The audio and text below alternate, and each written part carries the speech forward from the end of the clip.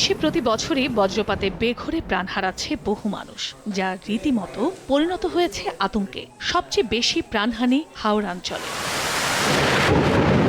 তাই তো আকাশে মেঘ দেখলেই ভয় পান হাওড় পাড়ের জেলা সুনামগঞ্জের মানুষ। বৃষ্টি শুরু হলে অনেকেই আশ্রয় নেন গাছ ও ছাউনির নিচে। এরপরও প্রাণহানি কমছে না।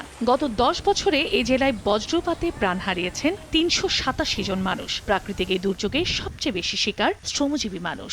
ও তো টাটা বলার সময় তো এখানে তো কোনো বাড়ি করতাম না, কিন্তু আমরা আর মানে আল্লাহ ভরসা কইরা মানে ও মানে বই থাকি। এটা নেগা উড়ায় বাতাসে, এটা নেগা উড়ায় বাতাসেতে জাগাতে বই থাকি।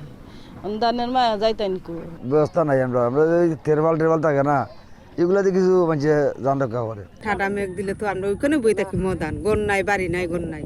জেলা প্রশাসন বলছে বিশাল হাওড়াঞ্চলে অনেক লাইটেনিং অ্যারেস্টার স্থাপন করা প্রয়োজন, যা অত্যন্ত ব্যয়বহুল। একটা হাওরের মোটামুটি আয়তন, গড় আয়তন আমার বিশ্বাস যে 20 থেকে 25 বর্গ কিলোমিটার। তাই এর মধ্যে অনেক এই ধরনের বজ্র নিরোধক দণ্ড লাগবে, যেটা মানে অ্যাফোর্ড করা সরকারের পক্ষে হয়তো সময়সাধ্য ব্যাপার। বজ্রপাত থেকে বাঁচতে সচেতনতার বিকল্প নেই বলেও মনে করেন সংশ্লিষ্টরা। সময় সংবাদ, সুনামগঞ্জ।